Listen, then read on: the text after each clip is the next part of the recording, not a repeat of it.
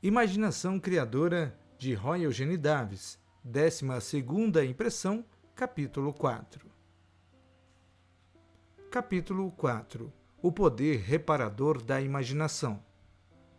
Uma das promessas mais bem-vindas feitas ao homem é a de que a imaginação criadora, usada corretamente, pode mudar literalmente as circunstâncias e reparar o passado. Ajustando os conceitos mentais através da imaginação controlada, podemos desfazer o que foi feito em consequência do modo de pensar insensato anterior. Precisamos apenas testar a teoria para verificar se isso é verdade ou não. Lembremos-nos de que, como consciência, nós não temos nome ou forma. A consciência é autoexistente. Eu sei que existo. As disposições podem oscilar, os conceitos podem mudar, as atitudes podem alterar, mas estou sempre consciente de que sou o observador dessas condições e estados. Nós não criamos uma condição ou experiência, nós fazemos com que ela se manifeste através de um ajustamento de atitude. Todas as condições e experiências humanas possíveis encontram-se nesse momento disponíveis para o reconhecimento e a manifestação. Quando somos capazes de ver a vida de um ponto de vista dominante e de aceitação, e declaramos desejá-lo para nós ou para os outros, veremos a condição emergir no mundo dos 5 sentidos, quer expressemos prosperidade, quer limitação, saúde ou enfermidade, criatividade ou falta de habilidade, tudo depende do nosso estado de consciência, que por sua vez depende de atitudes, conceitos e convicções. Nossa consciência limpa e inata é modificada pela auto-opinião, lembranças de experiências anteriores e conceitos que aceitamos dos outros ou aos quais chegamos por nós mesmos. Se a minha consciência é o resultado de atitudes, lembranças e conceitos, então posso alterar o meu estado de consciência alterando as atitudes, lembranças e conceitos. Somos o centro do nosso ambiente e o ambiente gira em torno de nós, do nosso ponto de vista. Estamos neste momento no lugar a que pertencemos, de acordo com o nosso estado presente de consciência. Em sua maneira, as pessoas neste mundo são vítimas de decisões passadas e de lembrança das experiências anteriores. Lembre-se, os desejos tendem a se realizar por si, a menos que sejam modificados ou neutralizados. Quantos desejos do passado há muito esquecidos ainda permanecem na mente subconsciente, aguardando a ocasião de serem desfrutados? Quantas lembranças de fracassos anteriores, rejeições ou embates dolorosos da vida jazem sepultados nos recessos do subconsciente e ainda modificam e temperam o nosso comportamento e relacionamento com os demais? A pessoa comum pouco sabe até que ponto é compelida ou influenciada pelo peso dos condicionamentos mental-emocionais. Transclassificações das impressões subconscientes. As impressões mentais são geralmente registradas no nível subconsciente, juntamente com toda a emoção e a lembrança dos incidentes relacionados. Isto é, levamos para o sistema de arquivo do subconsciente todas as coisas às quais os sentidos foram expostos em um dado momento. Por exemplo, se um jovem for tratado asperamente em um emprego, ele reterá a lembrança do tratamento ríspido, juntamente com as lembranças do ambiente de trabalho e das pessoas nesse ambiente. Poderá até passar a ter aversão à lembrança do ambiente ou tipo de trabalho com o qual esteve relacionado.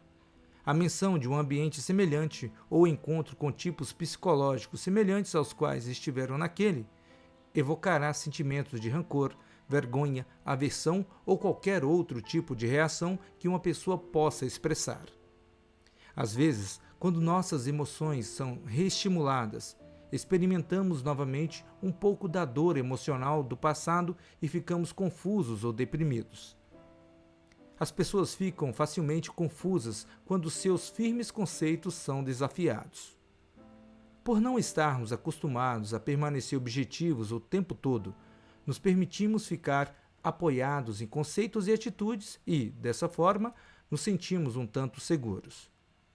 Todavia, quando nossos conceitos são desafiados ou nossas atitudes são alteradas, nos tornamos temerosos e vacilantes. Com que frequência temos ouvido a expressão: uma pessoa deve acreditar em alguma coisa? A crença permite a convicção, e a convicção dá estabilidade. Há um caminho superior, o de se mudar para além da crença para o saber, mas comecemos pelo princípio. A primeira classificação das impressões subconscientes está relacionada com as que estamos permitindo entrar agora em nossa consciência. Aquilo que aceitamos agora na mente e na natureza sensitiva modificará a nossa vida no futuro. É por isso que devemos estar atentos, que devemos ser seletivos e criativamente decididos em todas as ocasiões. Aprenda a monitorar todas as informações que entram através dos sentidos. Enquanto conversa com os demais, ouve notícias pelo rádio e lê jornais, revistas e livros. Aprenda a distinguir e admitir em sua mente só aquilo que é verdadeiro e de bom parecer. Não se impressione só porque é abordado com um tom sério de voz ou com um impacto emocional. Use a inteligência e discina a verdade sempre. Use a imaginação criadora para ajustar intencionalmente a atitude e os estados de consciência.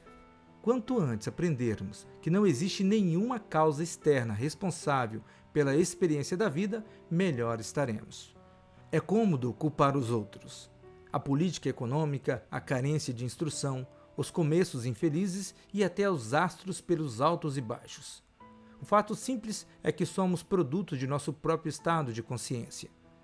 Os estados mentais do momento presente determinam como a vida se apresenta na prática atualmente. Esses estados mentais podem ser parcialmente um estado das intenções e dos conceitos aceitos no passado, e como tais, podem ser extintos em consequência do uso correto da imaginação criadora. Se isso não é verdade, devemos então contentar-nos em permanecer na sujeição para sempre, ou até que algum agente externo nos venha socorrer. Nossa decisão consciente e a capacidade de usarmos a imaginação desperta podem nos salvar do infortúnio, da dor e do sofrimento. A segunda classificação das impressões subconscientes tem a ver com as impressões aceitas no passado e que agora estão dando frutos. Se os acontecimentos que se estão desenrolando em nossas vidas forem aceitáveis e estiverem de acordo com o nosso ideal de como a vida deve ser para nós, então podemos permitir que o processo continue. Se necessário, podemos alterar os nossos estados mentais e ajustar a nossa atitude e, dessa maneira, modificar a exteriorização dos ventos. A regra principal é: jamais se torne emocionalmente reativo a qualquer experiência indesejável. Fazê-lo é permitir que sejamos o efeito da condição. Para que sejamos senhores das circunstâncias, devemos permanecer objetivos e numa posição de comando. Se um problema persistir, analise o conteúdo de sua mente e consciência, a fim de ver o que há em você que se relacione com ele. Por que você o está aceitando? Porque permite que ele seja uma parte de sua experiência. Pode ser que a situação desagradável atual seja resultante de uma causa mental anterior, ou mesmo de uma falta de atenção aos detalhes, então mude o modelo mental e cuide dos detalhes.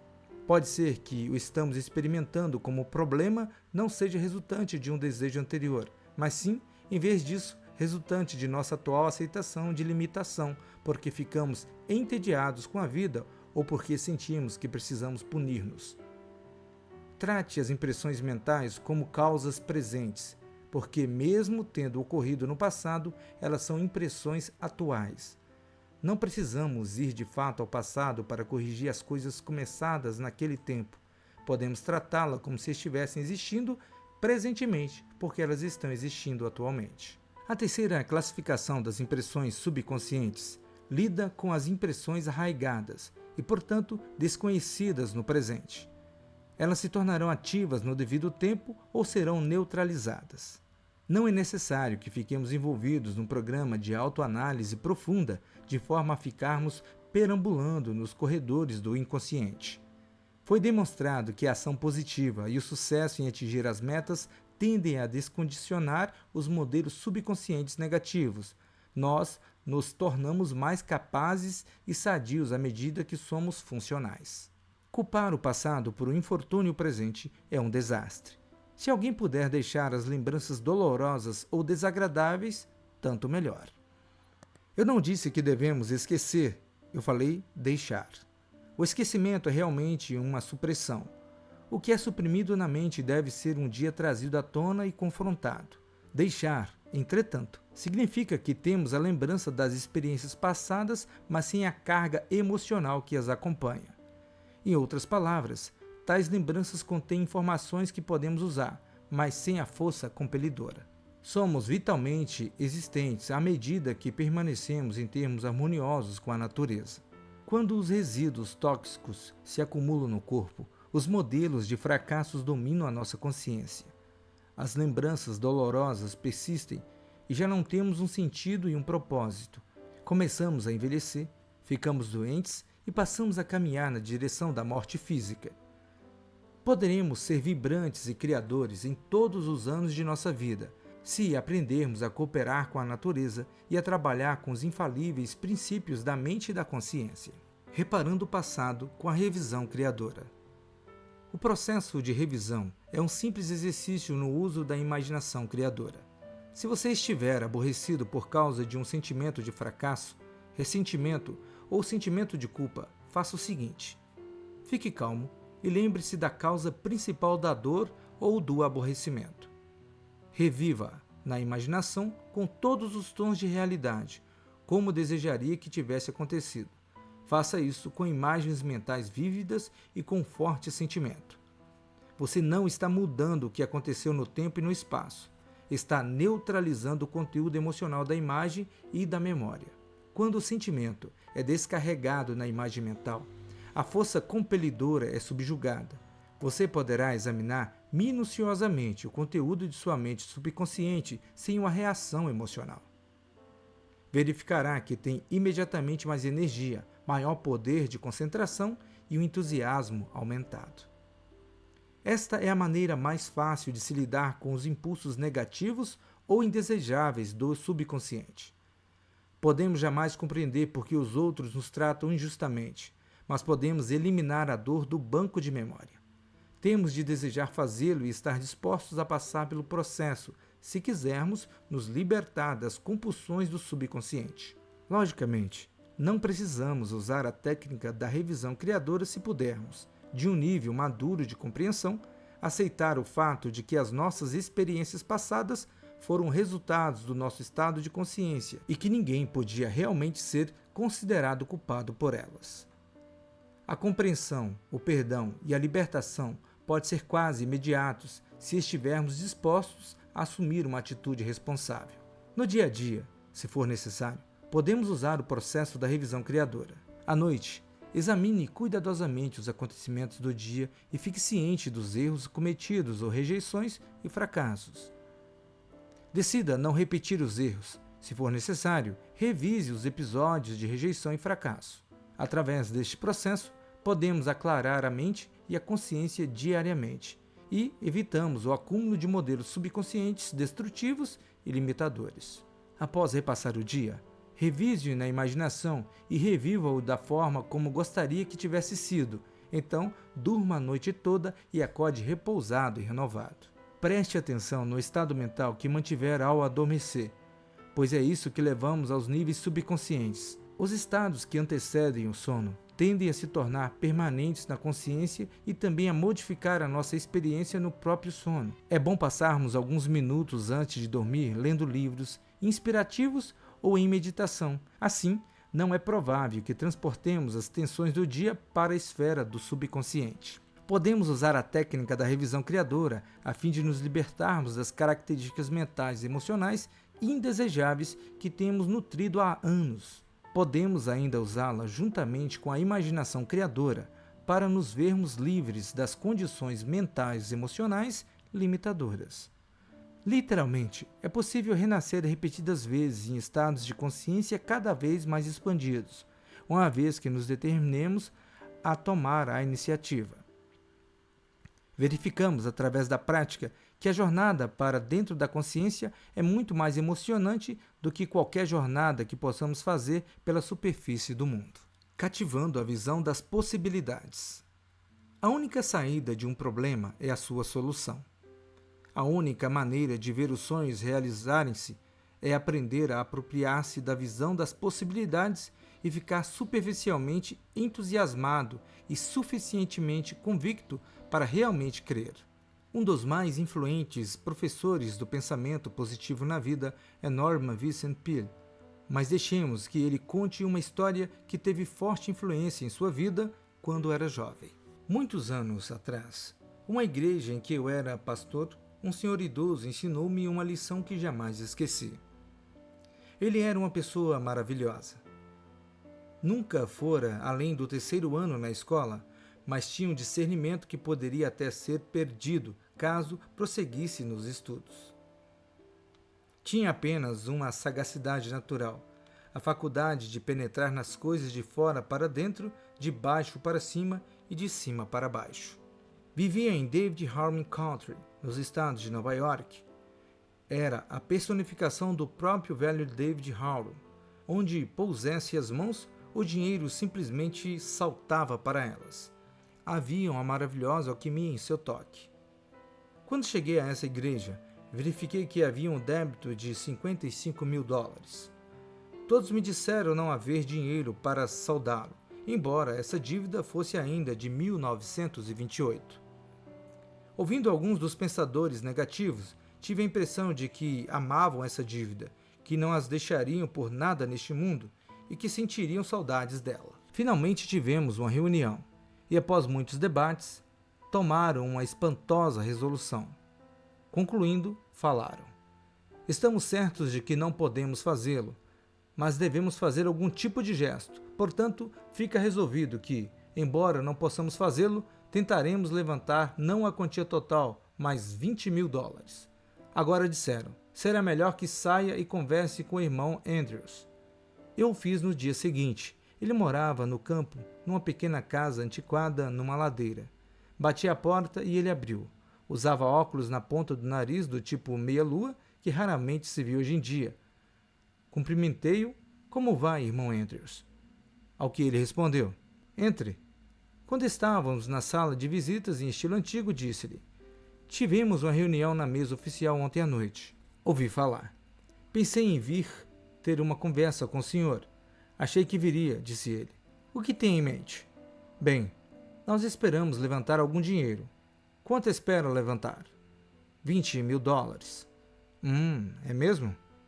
Muito bem, fale. Quanto você quer? Apenas queria saber quanto o senhor vai dar. A resposta é fácil. Nem um níquel, nem um centavo. Agora que isso está resolvido, sobre o que mais deseja falar? A negativa deixou-me sem ação. Acho que não há mais nada a ser dito. Ele me fitou por 1 minuto e então falou: não lhe vou dar dinheiro algum, mas lhe direi o que farei. Orarei com você. Isso não me encheu de ardente entusiasmo. Não era atrás de orações que eu estava, era atrás de dinheiro frio e desagradável. Além do mais, achava que as orações não me levariam a parte alguma. Quando se tratava de levantar dinheiro, tinham se ensinado a não orar pelas coisas materiais. Concordei com tudo. Ajoelhe-se, ordenou o irmão Andrews. Como ele, seus tapetes também eram magros, mas aquele homem idoso evidentemente conhecia o senhor muito bem, pois conversava com ele de maneira livre e fácil. Essa foi a sua oração. Senhor, aqui estamos. Temos que levantar algum dinheiro. Este jovem ministro é um bom sujeito, mas, senhor, ele não sabe muita coisa. É o camarada mais sem vontade que já encontrei em minha vida. Puxa, senhor, ele não sabe da primeira coisa que se faz nos negócios, nem sabe fazer algo grande, tem pouca fé, não crê em si mesmo ou no ministério. Agora, senhor, se ele for tentar levantar somente $20 mil, não lhe vou dar nenhum níquel, mas se ele acreditar que pode levantar todos os $55 mil, dar-lhe-ei $5 mil. Amém. Nós nos levantamos e eu estava bastante estimulado. Disse ao irmão Andrews: onde vamos conseguir o resto? Respondeu-me ele: onde você acabou de receber os primeiros $5 mil. Você orou por ele e o conseguiu, não foi? Agora, quer saber onde vai conseguir o restante? Sim, balbuciei eu, um tanto desconcertado. Mais uma vez ele me ordenou: fique de joelhos novamente. Então colocou um cartão em branco sobre a mesa. Senhor, disse, queremos saber onde conseguir o resto do dinheiro. Dá-me o nome, ó Senhor. Houve um momento de silêncio, então exclamou, já o tenho. Compreendi que estava dando crédito ao Senhor e era realmente o Senhor que operava através dele. Vou escrever o nome do Dr. Fulano. Ele dirá que não tem nenhum dinheiro, mas eu pertenço à comissão financeira do banco e sei exatamente o quanto possui. Está escrito na Bíblia que, se você tiver fé, nada lhe será impossível, e eu tenho fé e vou escrever a doação dele de $5.000. Amém. Ergueu-se finalmente e concluiu, agora vá até a cidade e pegue-o. Eu não estava confiando muito na coisa toda, mas me dirigi até a cidade. Quando cheguei ao edifício onde o doutor tinha os seus escritórios, dirigi o carro em volta, orando para não encontrar um lugar para estacionar, mas encontrei um imediatamente.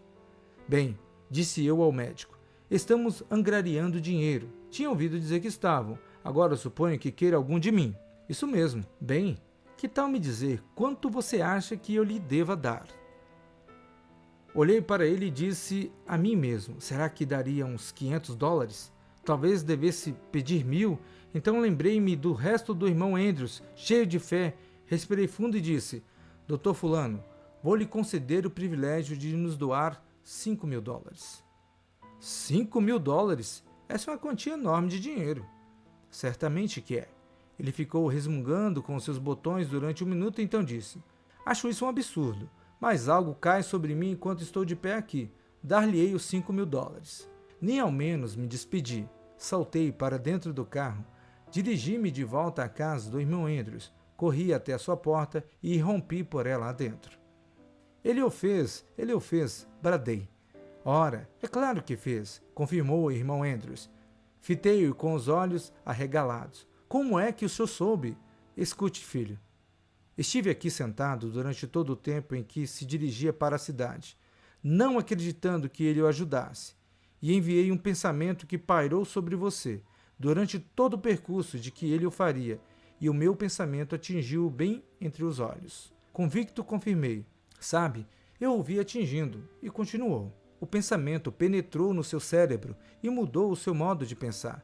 Em seguida, empurrou-me contra a parede, com as mãos em meus ombros. Ouça, filho, não me importo se eles vão ou não conseguir meios para saldar aquele débito. Uma dívidazinha antiga até que é boa para a igreja. Estou investindo esses $5.000 em você a fim de tentar fazer de você um homem de fé. Há muito tempo descobri um antídoto para o fracasso, que é o seguinte: você jamais é derrotado por qualquer coisa até que aceite em sua mente o pensamento de que está derrotado. Pode ter me custado $5.000, mas caramba, se a ideia tiver entrado na sua cabeça, valeu a pena. Esta foi uma experiência pessoal do Dr. Pio e demonstra a influência da fé e da imaginação. Naturalmente, sugerimos que não se use tal faculdade para acontecimentos particulares, mas não existem dúvidas de que o princípio funciona quando é usado por uma pessoa de discernimento. A afirmação, mais um instrumento útil. O uso das afirmações no nível mental ou verbal é bem conhecido por milhares de homens e mulheres orientados para um fim. Já discutimos acerca da importância de pensar positivamente e falar positivamente. Uma afirmação é o resultado de um esforço propositado no sentido de sincronizar o pensamento, a palavra e o sentimento de forma a se produzir resultados definidos. Os métodos que usamos têm o propósito de alterar os estados mentais e de ajustar as atitudes, pois os estados mentais e as atitudes estáveis determinam nosso estado de consciência e da consciência flui nossa experiência na vida. Uma afirmação, usada corretamente, não é um exercício destinado a condicionar a mente. É uma técnica que nos dá um controle consciente sobre os pensamentos e a atitude. Devemos selecionar uma frase que expressa nosso ideal, operando mais uma vez a partir da situação final da condição idealizada. Quando sincronizamos os nossos pensamentos, palavras e sentimentos, ficamos magnetizados e o poder de concentração é localizado em alvos ou metas específicos. Por exemplo, podemos usar as seguintes afirmações para realizarmos a saúde e o funcionamento vital. Estou agora em plena posse de meus poderes naturais. Estou radiante, vivo e funcional em todas as partes. A mente, a natureza emocional e o corpo físico funcionam juntos, harmoniosa e corretamente em todos os sentidos. Para a prosperidade. Estou agora servindo a vida com a minha capacidade apropriada. Portanto, a consciência se realiza em minha vida pessoal, como as coisas, circunstâncias e associados que necessito para a manifestação irrestrita. Note que o dinheiro em si não é o único símbolo da prosperidade. Ser próspero significa ter um fluxo livre das coisas necessárias, circunstâncias certas e pessoas cooperantes. Para o despertar e o desabrochamento pessoal. Minha natureza real é pura consciência. Sou o observador, assim como o participante do processo da vida. Estou em pleno comando dos meus estados mentais, atitudes e estados de consciência em todas as ocasiões. Trabalho em harmonia com a inteligência suprema que controla e regula o universo. Então, são apenas sugestões. Cada um pode fazer sua própria afirmação e usá-la com sentimento e consciência interior. O segredo do sucesso no uso da afirmação é permanecer na essência da afirmação e, como consequência da intuição desperta e do uso do discernimento, conscientizar-se da verdade corporificada lá dentro. As afirmações podem ser usadas como exercícios mentais para recondicionar o subconsciente e para serenar a mente. Mas maiores benefícios serão conseguidos somente se a pessoa contemplar a essência da afirmação e então despertar para a compreensão de que ela é verdadeira. Às vezes, há um conflito entre os níveis consciente e subconsciente da mente. Pode-se usar a afirmação com um intento positivo e, no entanto, verificar-se que os modelos subconscientes estão tão firmemente entrincheirados que não podem ser neutralizados facilmente. Nesse caso, nós usamos a persuasão. O subconsciente pode resistir a um comando direto, mas teremos invariavelmente sucesso se o persuadirmos a mudar para melhor. Os conceitos ficam muitas vezes enraizados profundamente, porque têm um valor de sobrevivência para nós.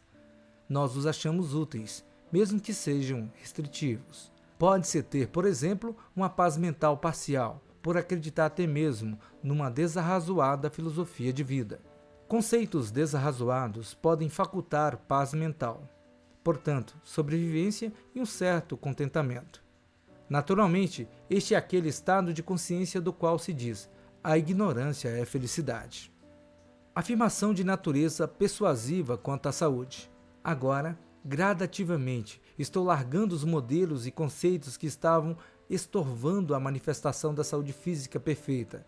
Aceito agora novas atitudes e compreensões que se refletirão como saúde perfeita em todos os níveis. Estamos encorajando assim a mudança para melhor, em vez de exigi-la. A participação em grupo das afirmações pode ser útil para inspirar e motivar os indivíduos que participarão da prática. A afirmação do tipo hip hurra pode agitar os sentimentos, mas os resultados não serão tão duradouros quanto a afirmação usada conscientemente para aumentar a conscientização e causar um ajustamento na atitude mental. Reforce o sentimento de consumação. A não ser que esteja fortemente motivado e dotado de profundas convicções interiores, é necessário que apareça a evidência do progresso, como um reforço à natureza mental e emocional. Quando somos recompensados por um esforço despendido, tendemos a nos tornar entusiásticos e a aguardarmos o futuro com confiança. É por isso que as metas a curto prazo são necessárias, pois os resultados são quase imediatos. Isso constrói um modelo de sucesso na mente e na consciência e as prepara para um sucesso ainda maior. Além disso, os sentimentos positivos resultantes da consumação neutralizam qualquer impressão subconsciente de fracasso. Tornamo-nos mais saudáveis, felizes e prazenteiros quando vencemos nos jogos de estabelecer e atingir metas. Ficamos desesperados e confusos quando deixamos de ganhar. Perdemos a esperança quando o futuro é obscuro, e quando se perde a esperança, quase tudo mais está perdido, até que a esperança pode ser recuperada. Não importa quão escura seja a noite ou quão profunda seja o desespero pessoal, com autoconfiança, sintonizada com o poder universal e com o uso correto da imaginação criadora, qualquer pessoa pode ver desabrochar em sua própria consciência a verdadeira luz e a glória da alma redimida. Lembre-se: 1. A imaginação criadora, usada corretamente, pode alterar as circunstâncias e reparar o passado. 2. Aprenda a lidar com as impressões subconscientes. 3. Use a revisão criadora inteligentemente. 4. Seja um pensador de possibilidades. 5. Use as afirmações corretamente a fim de alterar os estados da consciência. 6. Jamais perca as esperanças. Aplicação prática. Leia este capítulo mais de uma vez e tenha uma compreensão clara e profunda acerca do tema. Compreenda especialmente as 3 classificações das impressões subconscientes. Apenas pensando neste sentido, você poderá experimentar uma reestimulação das lembranças suprimidas. Seja objetivo e manobre tudo o que vier à tona com tranquilidade concernente. A dor associada às rejeições e ao fracasso do passado fecham a percepção e reduzem o fluxo de energia disponível pelo corpo. A libertação do trauma resulta em aumento da conscientização e mais energia para ser usada criadoramente. Quando tiver tendência a ficar atolado nas lembranças associadas a sofrimentos, volte a sua atenção para o momento presente, isto é, em lugar de viver no passado, volte a sua atenção para aqui e agora. Entre em comunicação com o seu ambiente presente. Toque em algo, olhe para ele, sinta-o, examine-o de perto. Toque em outra pessoa, sinta a realidade dela. Comunique-se com o mundo à sua volta no presente. Este simples procedimento o trará do passado para o presente e também o trará de volta do futuro, caso esteja devaneando nele e tenha ficado retido lá. Quando praticamos a técnica da imaginação criadora, não temos de nos preocupar em nos mover para o tempo futuro, porque permanecemos sempre aqui e trazemos o futuro para cá, aqui e agora, e vivemos nele, aqui e agora. Portanto, não há nenhuma possibilidade de ficarmos em qualquer lacuna espacial ou perambularmos numa névoa mental. Seja um pensador de possibilidades. Examine as possibilidades que estiverem em sua frente, em qualquer momento dado, e selecione as que forem mais úteis. Isto é, às vezes chamamos de tempestade cerebral, uma vez que nos permitimos estender os nossos processos de pensamento para além dos limites condicionados. Compreenda bem o uso das afirmações. Se usá-las, use-as direito. Não murmure encantamentos confusos, nem tente usar as autossugestões. Todos os métodos aqui prescritos têm o propósito de despertar a consciência em vez de condicionar a mente. Não faça brincadeiras, julgando que estava envolvido com feitiçaria ou magia negra. Na verdade, qualquer causa que colocarmos em ação para produzir um efeito específico é um ato mágico. Mas não precisamos usar palavras que deem uma impressão errônea àquilo que estamos fazendo. Crie para si mesmo um ambiente que apoie os seus sentimentos relativos ao seu estilo de vida desejado. Se tiver pensamentos de prosperidade, então vive em ambientes limpos e harmoniosamente decorados. Vista-se com roupas confortáveis e bem talhadas. Gosto é mais importante do que muito dinheiro. Portanto, não advogue a pobreza como desculpa para levar uma vida indisciplinada e imprópria. Constrói para ti mansões mais imponentes, ó minha alma. À medida que as estações ligeiras passam, abandona o teu passado de abobada baixa. Deixa que cada novo templo, mais grandioso que o último, te cubra do céu com uma cúpula maior até que finalmente és livre, saindo da tua concha descartada para o mar incansável da vida. Distinga, portanto, entre os estados e os indivíduos que se encontram nesses estados. Os estados mudam, mas as identidades individuais nunca mudam nem se cessam. William Blake. Você ouviu o capítulo 4 do livro Imaginação Criadora, de Roy Eugene Davis, 12ª impressão.